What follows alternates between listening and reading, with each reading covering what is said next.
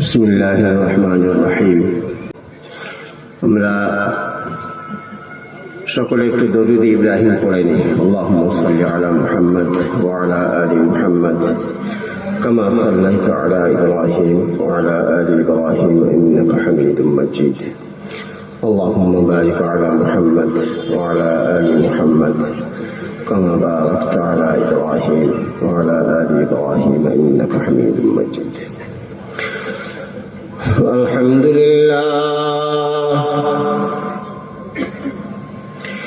আলহামদুলিল্লাহ নাহমাদুহু ওয়া নাস্তাঈনুহু ওয়া নাস্তাগফিরুহু ওয়া নু'মিনু বিহি ওয়া নাতাওয়াক্কালু আলাইহি ওয়া নাউযু বিল্লাহি মিন শুরুরি আনফুসিনা ওয়া মিন সাইয়্যাতি আ'মালিনা। من يهده الله فلا مضل له ومن يضلله فلا هادي له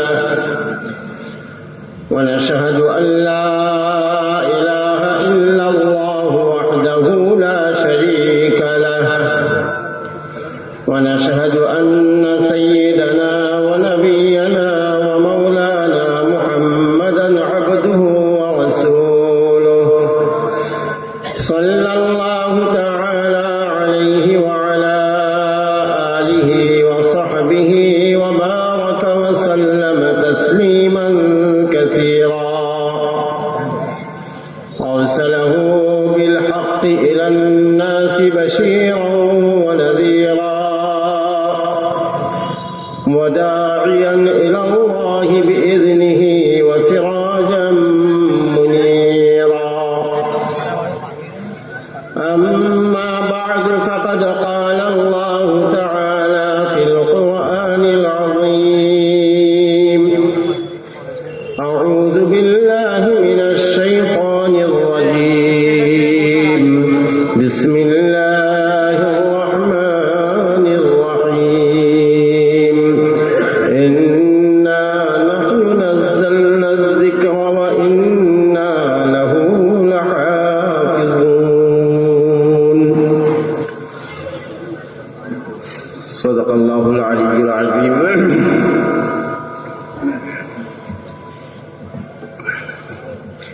আজকের এই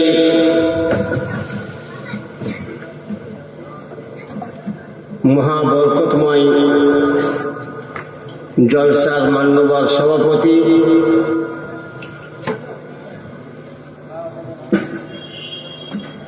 কর্ণাটক থেকে আগত আমাদের বিশিষ্ট মেহমান মুআজ্জাজ উলামায়ে কেরাম, হুফাজে ইজাম, আইম্মায়ে মাসাজিদ, দূর দূরান্ত বা আশপাশ থেকে আগত দিনদরদি ভাইরা, মুরব্বীরা, পর্দার অন্তরালে অবস্থিত মায়েরা এবং বোনেরা,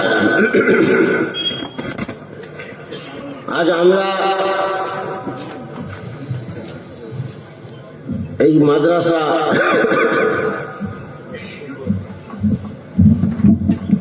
দারুল উলুমের পাগড়ি প্রদান অনুষ্ঠানে একত্রিত হয়েছি।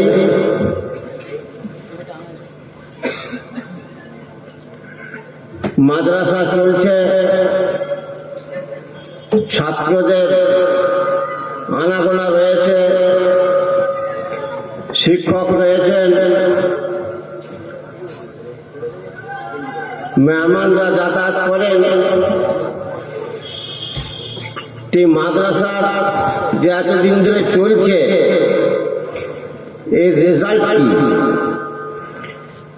এলাকার মানুষ বিভিন্নভাবে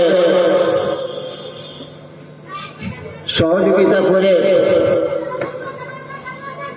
এবং মাদ্রাসা কর্তৃপক্ষ বিশেষভাবে অক্লান্ত পরিশ্রম করে এই যে প্রতিষ্ঠান দাঁড় করিয়ে রেখেছে, এই প্রতিষ্ঠান থেকে আমরা কি পাচ্ছি? সাধারণ মানুষ কি তৈরি হলো, আউটপুট কি?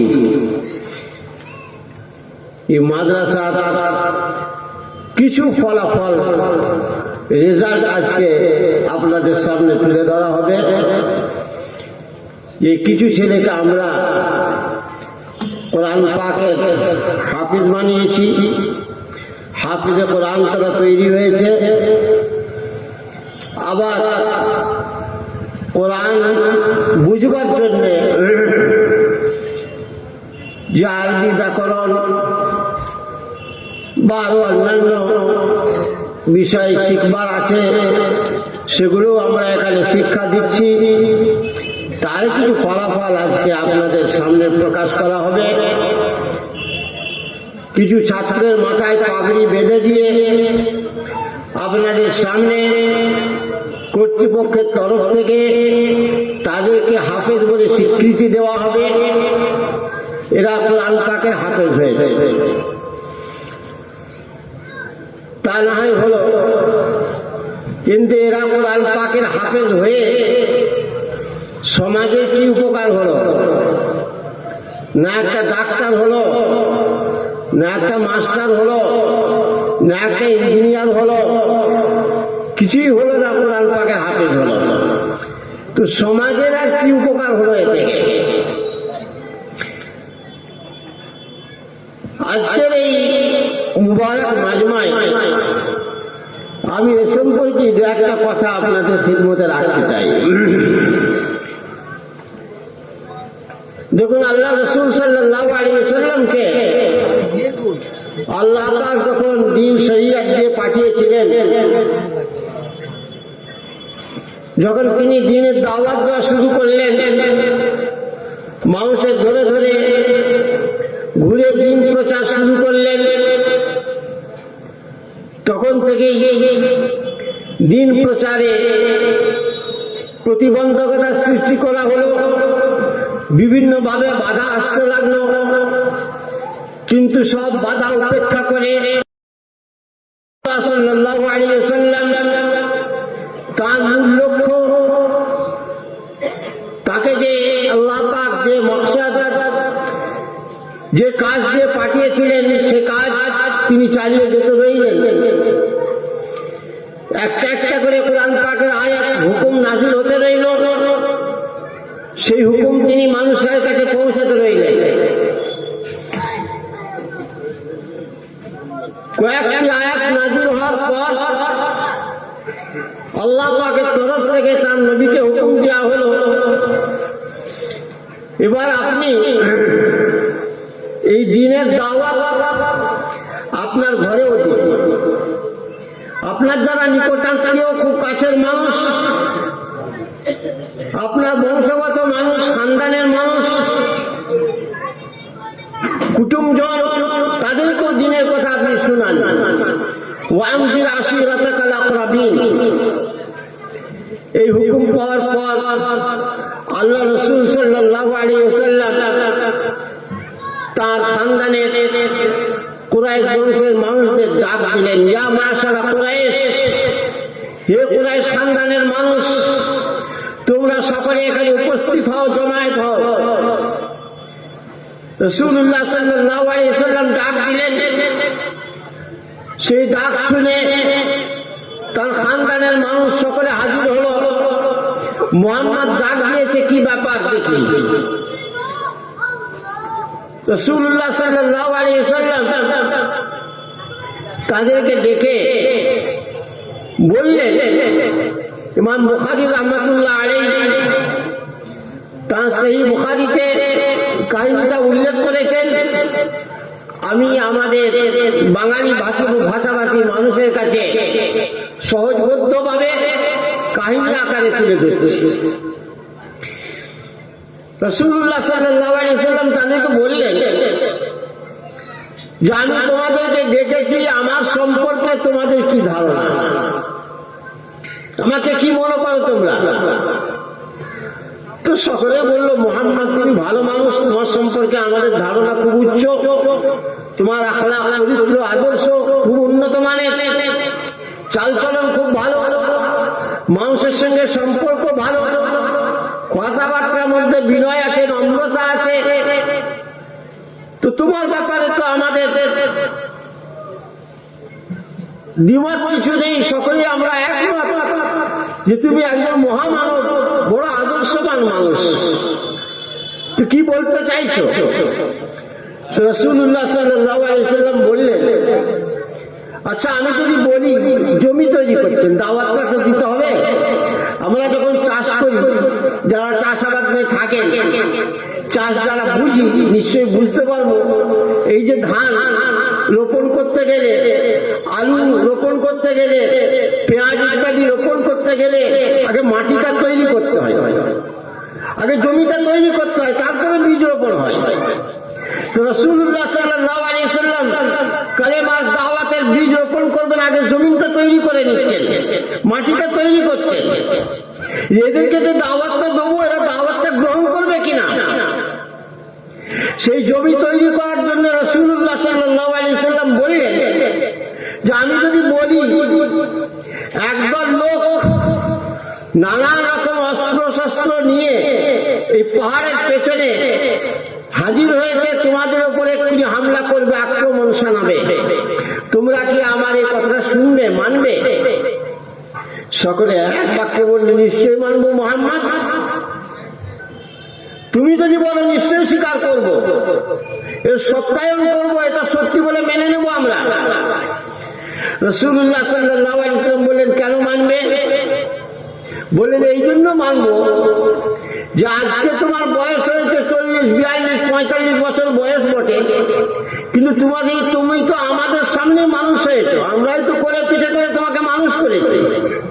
তো এই যে 40 বছর 42 বছর আমাদের মাঝে তোমরা কাটালে, তুমি এই 40 বছরের পুরো ক্যারেক্টার, তোমার চরিত্র, তোমার চালচলন আমাদের তো চোখের সামনে ভাসছে। এই 40-42 বছরের ইতিহাসে তোমার জীবনে কোনদিন তোমাকে আমরা মিথ্যা কথা বলতে শুনি। তো যে মানুষ 42 বছর 45 বছর ধরে কোনদিন একটু হাসি মস্করা করার জন্য মিথ্যা কথা বলে না, সে হঠাৎ করে আজকে আমাদেরকে দেখে তার কি প্রয়োজন পড়ে যাবে যে মিথ্যা কথা বলবে, পেছনে হামলা করার জন্য লোকজন তৈরি হয়ে আছে, এরকম মিথ্যা কথা বলবে কেন?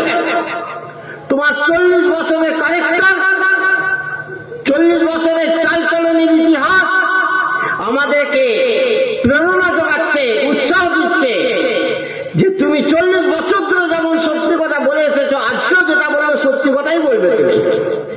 অতএব তুমি যদি বলো পেছনে অস্ত্র শস্ত্র নিয়ে লোক দাঁড়িয়ে আছে, আমরা নিশ্চয়ই বিশ্বাস করবো, স্বীকার করবো। রাসূলুল্লাহ সাল্লাল্লাহু আলাইহি ওয়াসাল্লাম তাদের এই আশ্বাস বাণী শুনে খুব আশ্বস্ত হলেন, মুতমাইন হলেন, তাসাল্লি লাভ করলেন যে জমি তাহলে তৈরি আছে, এরা আমি যা বলবো স্বীকার করবে, আমি যা বলবো এরা গ্রহণ করবে, আমার ব্যাপারে এদের ধারণা খুব উচ্চ। অতএব জমি তৈরি আছে, দাওয়াতের বীজ রোপণ করে দিলে ইনশাআল্লাহ ফল ফলবে। এই আশা নিয়ে রাসূলুল্লাহ সাল্লাল্লাহু আলাইহি ওয়াসাল্লাম বললেন, যদি তাই হয়, আমার ব্যাপারে তোমাদের ধারণা যদি এত উচ্চ হয়, সারা জীবন সত্যি বলে এসেছি, অতএব আজও সত্যি বলবো, এটাই যদি তোমাদের বিশ্বাস হয়, তাহলে শুনে নাও, ইন্নী নাযীরুল লাকুম বাইনা ইয়াদাই আযাবিন শাদীদ। আমি তোমাদেরকে যে একদল লোক অস্ত্র নিয়ে পেছনে দাঁড়িয়ে আছে, আক্রমণ করবে বলছিলাম, এর থেকে আরো ভয়ঙ্কর খবর তোমাদেরকে শোনাচ্ছি।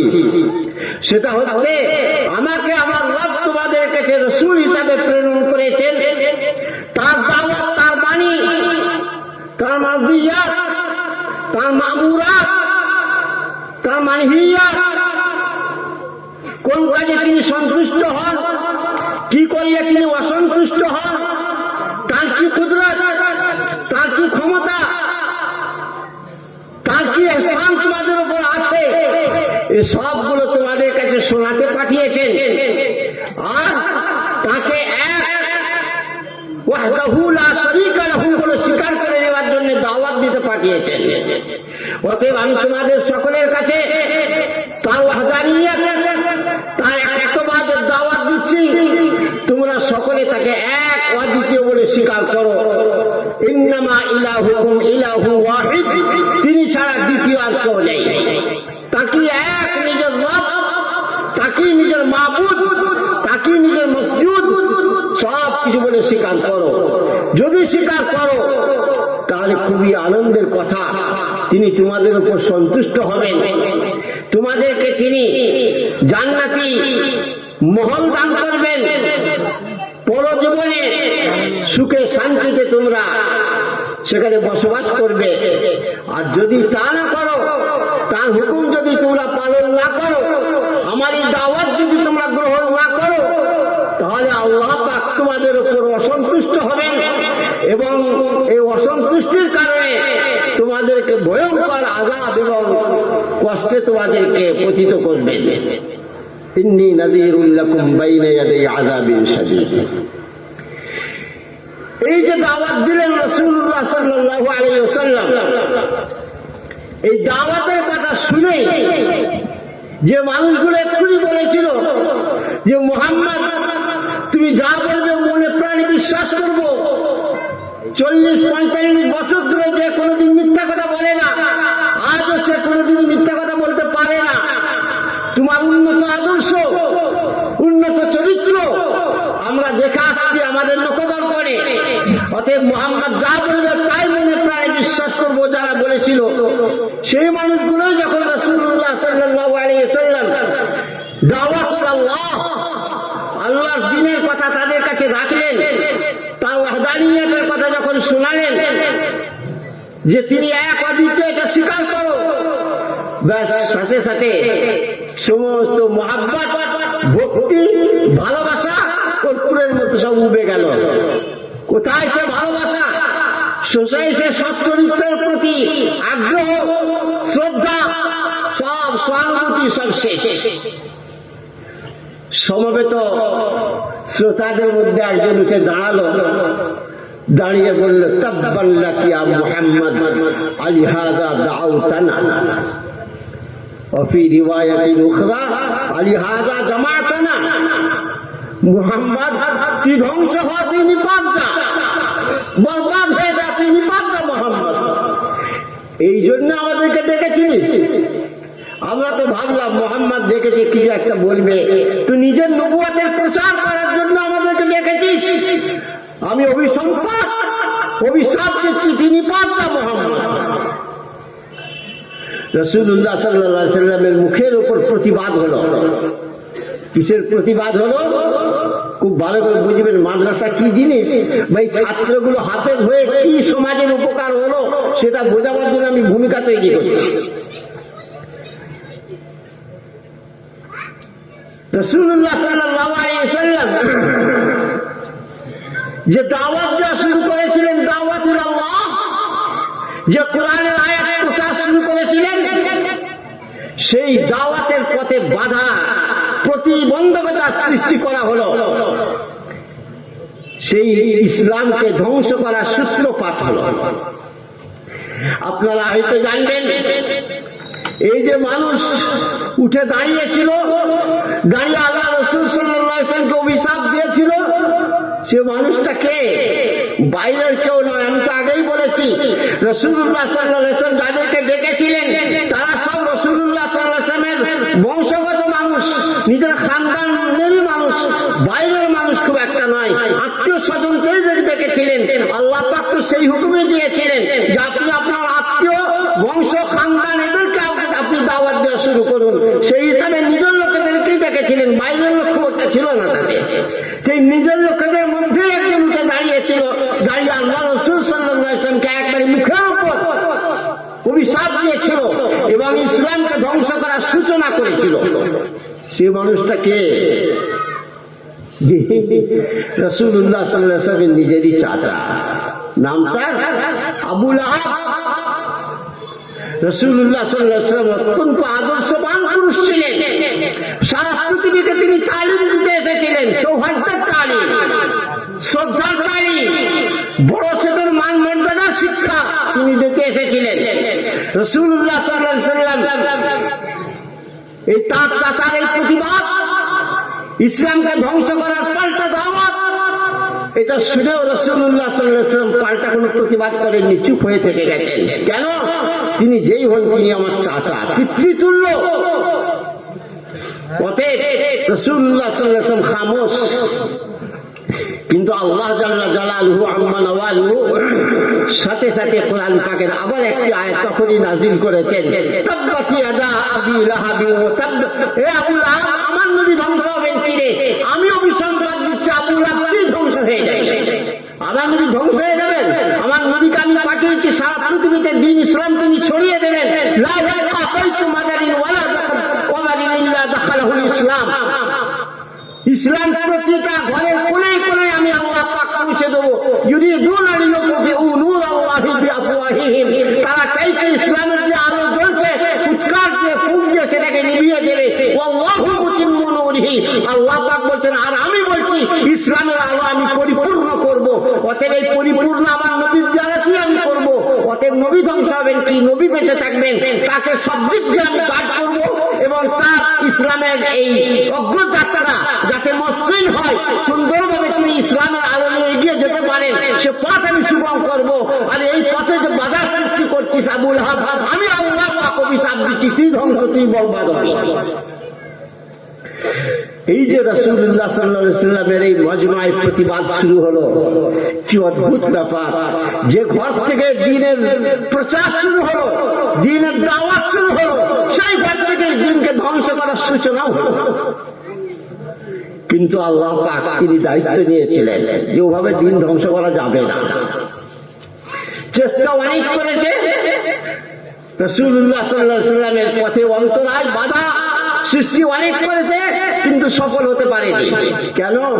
আল্লাহ জাল্লা জালালুহু আম্মা নওয়ালুহু তিনি বলেছেন যে কোরআন যে নাযিল হচ্ছে আমার নবীর উপর, যে দাওয়াত আমার নবী ধরে ধরে যে পৌঁছে দিচ্ছেন, এই দাওয়াত এই কোরআন এটা তোমরা ধ্বংস করতে পারবে না। এ ধ্বংস করার কোনো সম্ভাবনা নেই। কেন? এ কোরআন আমার এবং দায়িত্ব আমি নিচ্ছি, আমি হেফাজত করব। আর আমি আল্লাহ যদি কোনো জিনিসের হেফাজতের দায়িত্ব নিই, পৃথিবীর কার সাহস আছে যে আমার মোকাবেলায় এসে আমার সঙ্গে এসে পাঞ্জা কষবে? এটা সম্ভব নাকি? কখনোই। ইন্না নাহনু নাযালনা যিকর, আমি এই কোরআন নাযিল করেছি, ওয়া ইন্না লাহু লাহাফিজুন, আমি এর হেফাজত করব। তোমরা যতই চাও কোরআনের মধ্যে কিছু পরিবর্তন ঘটাবে কোনো মতেই সম্ভব নয়। মক্কা কাফিররা তো আল্লাহ রাসূলের কাছে এসে বলেছিল ইতি বিকুরআনিন গায়রি হাযা, মুহাম্মদ যে কোরআন তুমি আমাদের কাছে শোনাচ্ছ এই কোরআনের সব আয়াতগুলো মানতে কষ্ট হচ্ছে, কিছু কিছু আয়াতের ক্ষেত্রে আমাদের আপত্তি রয়েছে। এক কাজ করো মুহাম্মদ, এই কোরআনটা বাদ দিয়ে একটা অন্য কোরআন নিয়ে এসো, সেটা মেনে নেবে। ইতি বিকুরআনিন গায়রি হাযা, এই কোরআন বাদ দিয়ে অন্য কোরআন মেনে নেবে। আর না এক কাজ করো বাদদিলহু, অথবা পুরো কোরআন পাল্টাতে হবে না, যে যে আয়াতগুলোতে আমাদের আপত্তি আছে সেগুলো তো পাল্টে দাও, তাহলে আমরা মেনে নেব। আল্লাহ পাকের তরফ থেকে বলা হলে এটা চিন্তা নেই। ওরা যা বলছে বলুক, চেষ্টা অনেক করছে, ঘাবড়াবেন না, পিছু হটবেন না, দিনের দাওয়াত দিনের প্রচার চালিয়ে যান, কোরআনের আয়াতকে মানুষের কাছে কাছে চলুন, আমি আল্লাহর সঙ্গে আছি। এই যে আপনার সঙ্গে দুর্ব্যবহার করছে, এই দুর্ব্যবহার আজকে নতুন নয়, আপনার আগে যত নবী এসেছেন সবের সঙ্গে এরা দুর্ব্যবহার করেছে।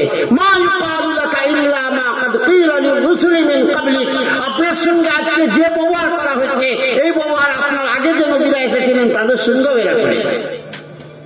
ফাইন কাযযাবুকা ফাকাদ কুযযিবাত রুসুলুম মিন ক্বাবলিক, দুর্ব্যবহার করেছে। এক শ্রেণীর নবীকে এরা হত্যা পর্যন্ত করেছে, এক শ্রেণীর নবীকে তারা মিথ্যা প্রতিপন্ন করেছে, ইনকার করেছে। ফারিকান কাযযাবু ওয়া ফারিকান ইয়াকতুলুন। অতএব আপনি পিছপা হবেন না, এটাই তো কাজ। যত নবী পাঠিয়েছে সকলের সঙ্গে দুর্ব্যবহার করেছে। ইয়া হাসরাতান আলাল ইবাদ, আমার বান্দাদের উপর আমার আফসোস।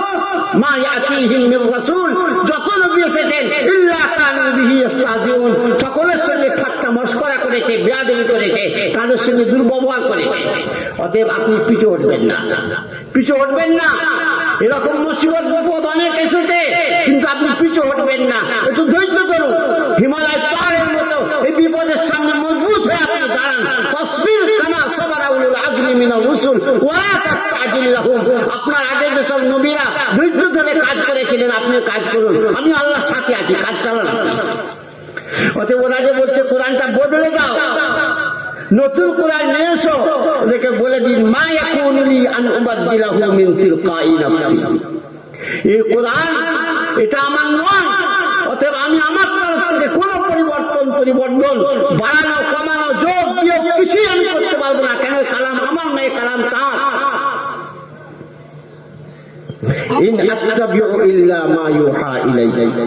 আর আমার কাছে যে হুকুমটা আসে সেটাই তো আমি পাঠিয়ে দিই, তোমাদের কাছে শুনিয়ে দিই।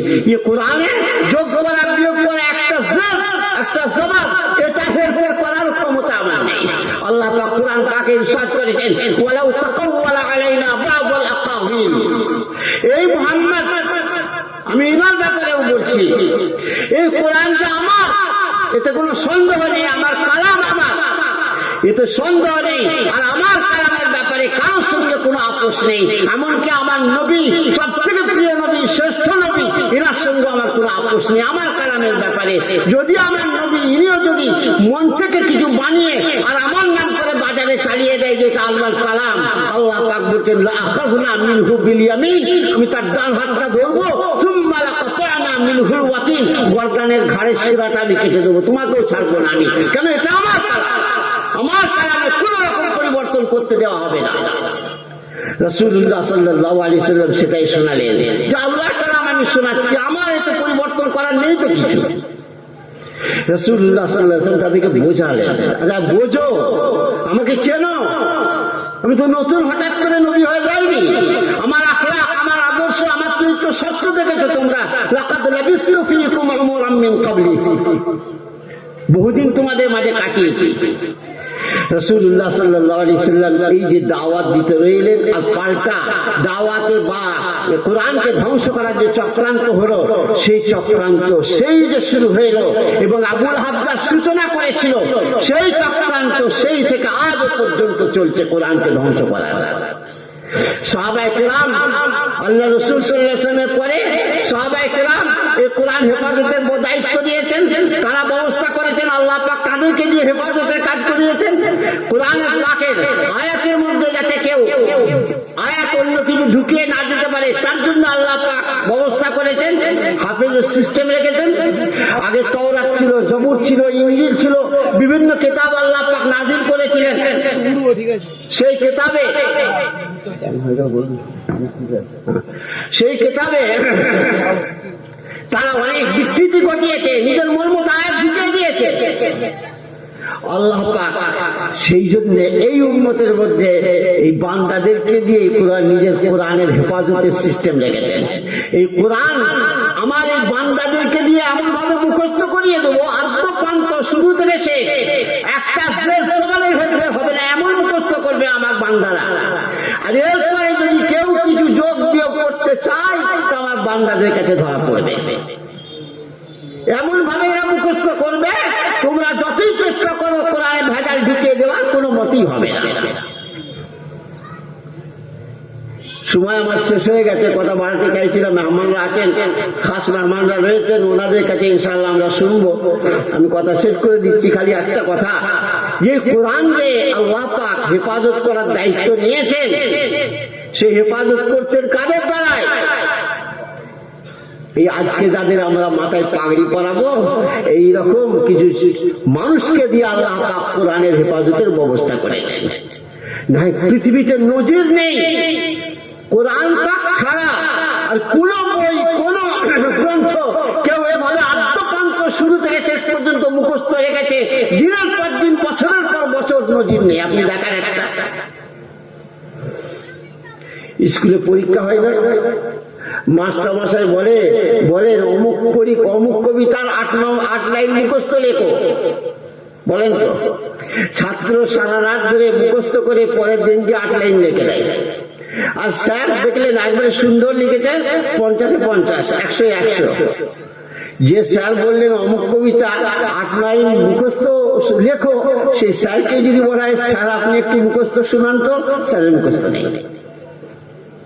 ছাত্র মুখস্থ হয়েছে পরীক্ষা দেওয়ার জন্য, যে পরীক্ষা হয়ে গেল 3 দিন পরে ছাত্রকে বলুন ওই কবিতাটা 8 লাইন শোনাতো, আর মনে নেই। তিন দিন আগে 8 লাইন লিখে আজকে পাচ্ছিস না কেন?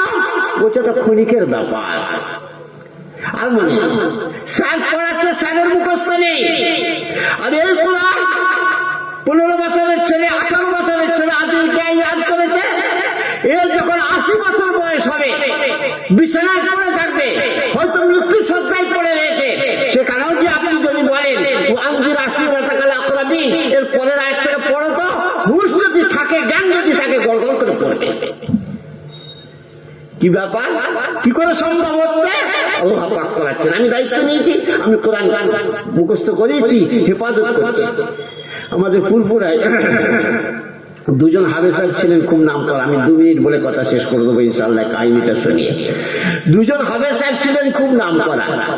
একজনকে বড় হাফেজ সাহেব বলা হতো, একজনকে ছোট হাফেজ সাহেব বলা হতো। এই ছোট হাফেজ সাহেবের ব্যাপারে এনারা দুজনেই মুদারিস ছিলেন, ছাত্রদের পড়াতেন, কোরআন পাক ইয়াদ করাতেন। ছোট হাফেজ সাহেবের ব্যাপারে আমি শুনেছি, আমরা দেখিনি, শুনেছি ওনার ব্যাপারে। ছাত্র শোনাচ্ছে কোরআন পাক, উনি শুনছেন, ওনার কাছে কোরআন নেই।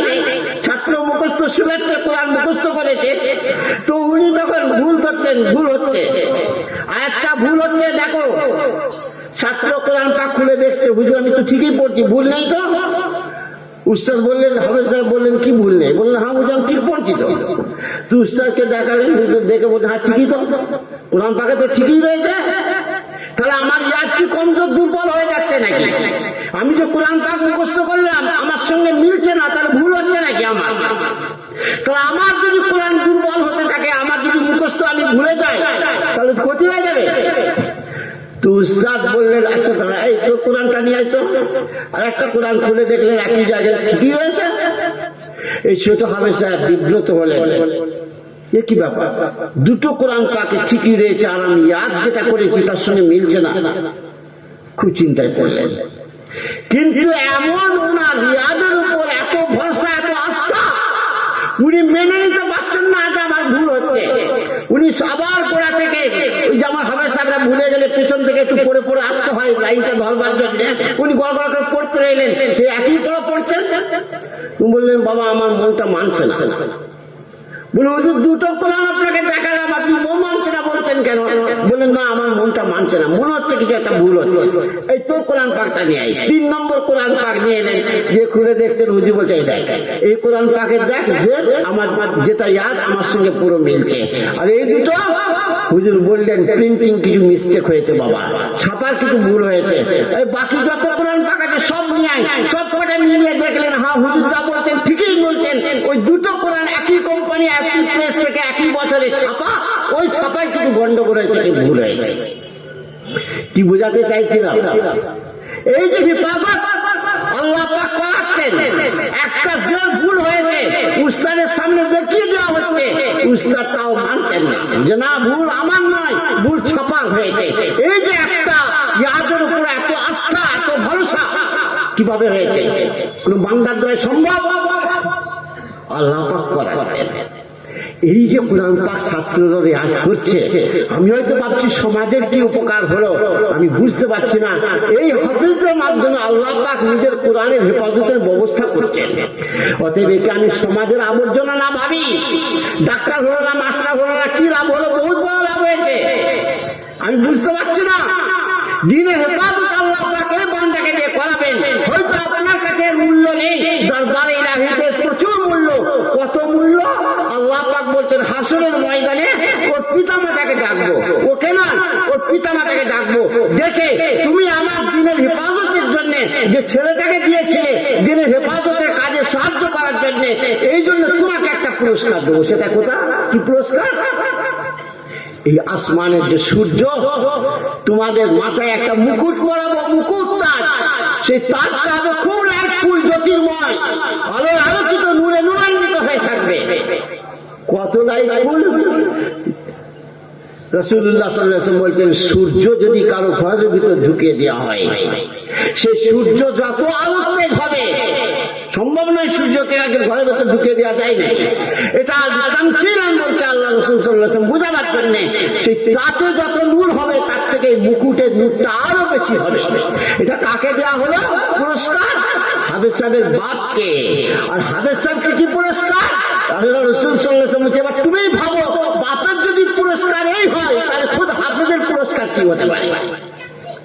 অতএব একে দিয়ে আল্লাহ পাক নিজের কোরআনের হেফাজতে কাজ নিচ্ছেন, ছোট ভাববেন না, বরঞ্চ আপনিও উৎসাহিত হন। আপনার ছেলেটাকেও মাদ্রাসায় দিয়ে যান যে হুজুর আমার ছেলেটাকেও একটা হাফেজে কোরআন বানিয়ে দেন, কিছু হোক না হোক আমার ছেলে যদি কোরআন মুহাফিজ হয়, দ্বীনের মুজাহিদ হয়, দ্বীনের হেফাজত যদি আল্লাহ পাক আমার ছেলেকে দিয়ে করান, এর থেকে সৌভাগ্যের আর কিছু নেই। বাস আমার ছেলেকে যদি আল্লাহ পাক নিজের হেফাজত, দ্বীনের ইসলামের হেফাজতের জন্য যদি কবুল করেন, মঞ্জুর করেন, আর তাকে দিয়ে যদি নিজের দ্বীনের হেফাজত করে এলেন, এই সব থেকে বড় পাওনা, এর থেকে বড় আর কিছু নেই। হাসরের ময়দানে আমার একবারে সবকিছু সাফ কেল্লা ফতে ইনশাআল্লাহ আল্লাহ রিজামন্দি হাসিল করতে পারবো। আল্লাহ পাক তৌফিক দেন। আমি কর্তৃপক্ষের কাছে বিনীতভাবে ক্ষমা চাইছি, সময় যা দিয়েছি একটু বেশি নিয়ে ফেললাম। আল্লাহ পাক আমাদেরকে বলবার, বুঝবার, শুনবার এবং মাদ্রাসার দিন দুনি রাত চৌগুনি খুব খুব তারাক্কি আল্লাহ পাক দান করেন। এবং মাদ্রাসায় যারা ছাত্র হাফেজ হচ্ছে আল্লাহ পাক এদেরকে দিয়ে যেন কোরআন পাকের হেফাজতের দায়িত্ব এদেরকে দিয়ে আল্লাহ পাক খিদমত করান। এবং এইরকম অসংখ্য মাদ্রাসায় ছেলেরা হিফজ করছে, সকলকে দিয়ে যেন আল্লাহ পাক এই খিদমত নেন। আর এই খিদমতে যারা আমরা যে কোনো রকম ভাবে সাহায্য সহযোগিতা করছি, আল্লাহ পাক আমাদের খিদমত জন্য কবুল করেন এবং এটাই আমাদের সকলের জন্য নাজাতের ওসিলা হয়ে যায়। সকলে আল্লাহুম্মা আমিন। আল্লাহু আমিন। আলহামদুলিল্লাহি রাব্বিল আলামিন।